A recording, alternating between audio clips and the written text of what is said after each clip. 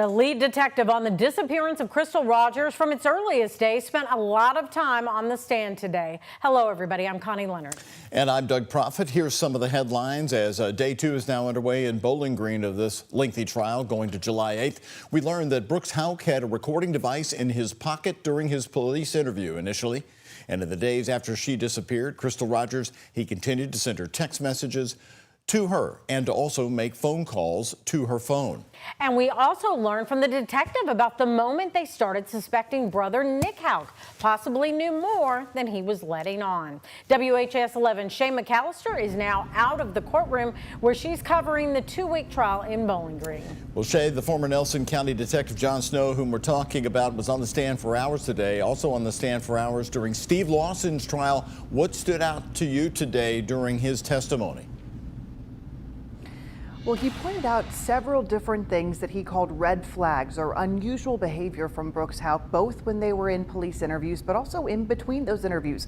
The first came from phone records. The very first time John Snow found out about that midnight phone call between Brooks Houck and Steve Lawson was actually during phone records. He went through multiple interviews and said nothing about it.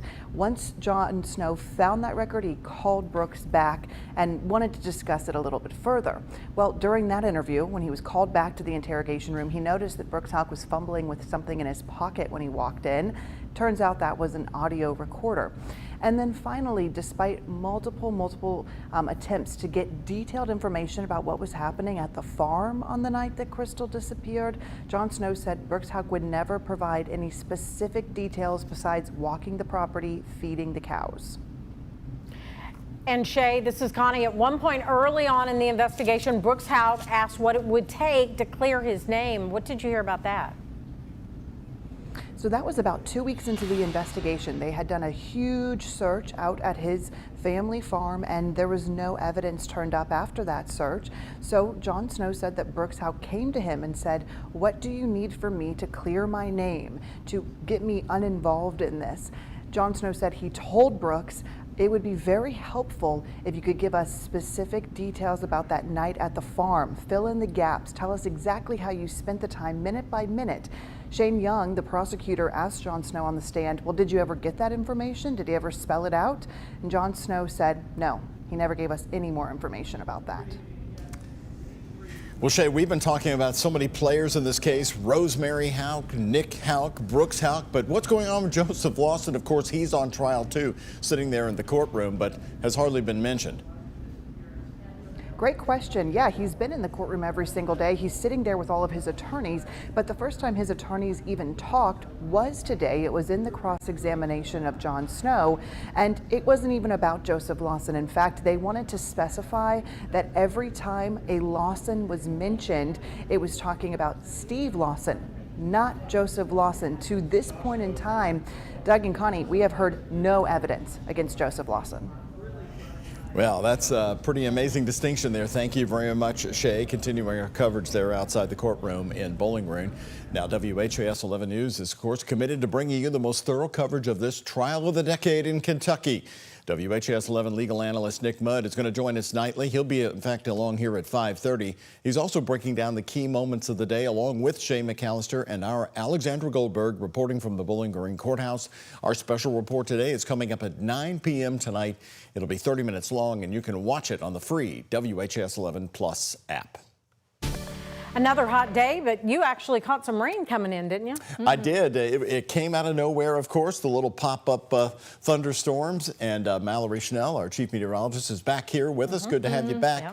Mallory, as the heat wave is going to continue a little longer, you say the advisory is still in effect. Yes, that has now been extended through tomorrow evening. So Friday at 8 p.m. That is how long we are under this heat advisory due to heat index readings in the triple digits. Now, the downpours that we did have in the Louisville metro area did cool us off at least for a couple of hours there, down into the 80s. But we have bounced back up to 90 degrees at the Louisville International Airport. You can see some lower 80s in Bardstown where they're getting some rain. Madison 82. But take a look at these feel-like temperatures. At Bowman Field, it feels like 100 degrees. Louisville International and Fort Knox, it also feels like 97 degrees. Now, Max HD radar, the downpours moved out of the Louisville metro. They really fizzled out, but we are starting to see some heavy rain kind of sneak up near Valley Station down to Shepherdsville. down into Bullitt County, over into Nelson County. And really the strongest part of this storm continues to track eastward. So we do have another severe thunderstorm warning in place for portions of Anderson, Nelson, Spencer, and Washington counties here. This is until 5:15 due to wind gusts as strong as 60 miles per hour. So some of these storms, yes, they can really pack a punch. And we did see that also in Oldham County earlier this afternoon with some reports of tree damage as well closer to the river there. We'll hold that pop-up storm chance through about sunset, and then we stay very warm and muggy tonight with lows once again only dipping down into the 70s, near 80 in the Louisville metro. We'll talk much more about our hot Friday forecast. Storm chances increasing for the weekend. That's coming up in just a bit. All right, good to get to Friday coming up. Thank you very much, Mallory. Well, the other huge breaking story for Louisville today, GE's big investment back into Appliance Park. They're bringing home a laundry line, washing machines from China to Louisville, and saying that the current economic policies and the economic climate is the reason for this. It's also going to mean more than 800 jobs filled by local workers. WHAS 11's Ian Hardwitt and senior photojournalist Alyssa Newton have reaction. Here at Chenoweth Appliances in J-Town, you can see the local footprint GE has. Their washers are located up to the front here next to the window. About 80% of the appliances sold here are actually GE products, and the owner, he's proud of it. So GE's in your DNA. Oh yeah. Sent me to high school, to college, you know. That's Wayne Lyons. His father started the store 50 years ago, selling what he previously made while working at GE. We really push GE simply because we think it's a good product, and they're here in Louisville, so it kind of keeps the economy growing, you know. So. With $490 million invested into Appliance Park, overseas production of its leading washer-dryer combo will reshore to Louisville. This new factory will be the flagship factory within GE Appliances. And in that flagship factory, 800 new jobs, more than just assembly. Major stamping and injection molding operations that'll happen right in our manufacturing facility, creating the parts that will go into our finished products. That brings an opportunity for hundreds of new members at the IUE Local 761 union, says President Dino Driscoll. You know, anytime you can bring in a new product, it helps for the longevity of the park. Strengthening our membership. The downside is the company leveraged those 800 jobs to get rid of the 16 maintenance jobs that'll be covering the line. Maintenance jobs just like his. I'm going to think it's a personal shot at the sitting president of the union. However, he's happy about the return of American jobs, even happier at the return of Kentucky jobs.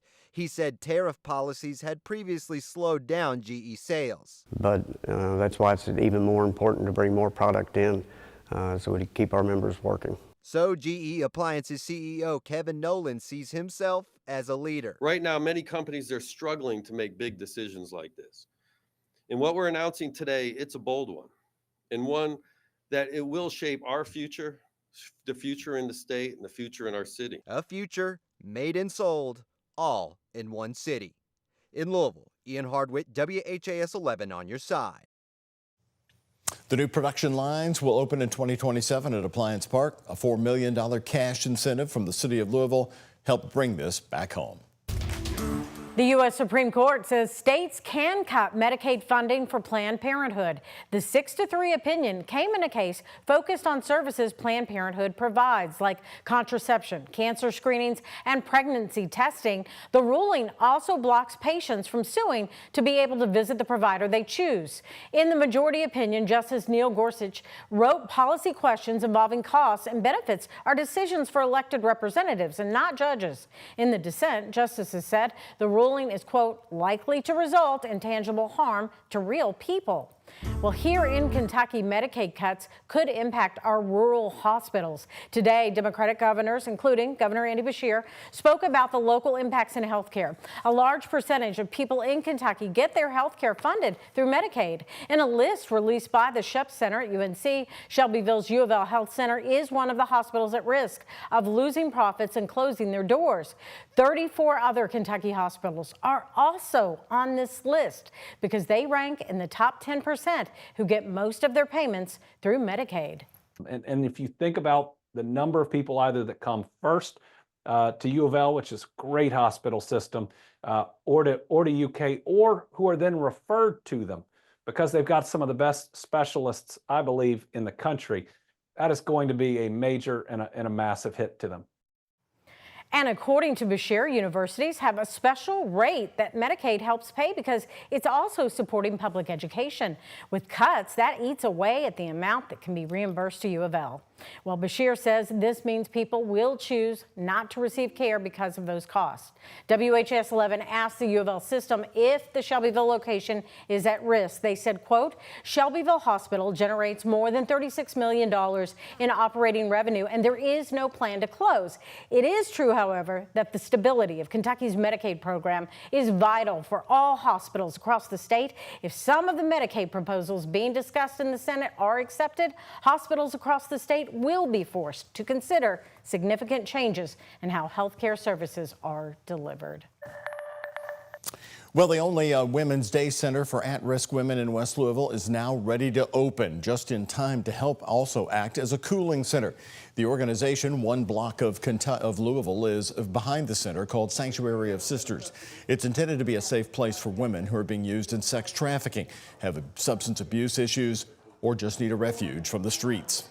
We're providing love, healing, mental illness services that they need, health care, places where they can come in and get a shower, food, somewhere just to sit and just someone to let them know that we care about them.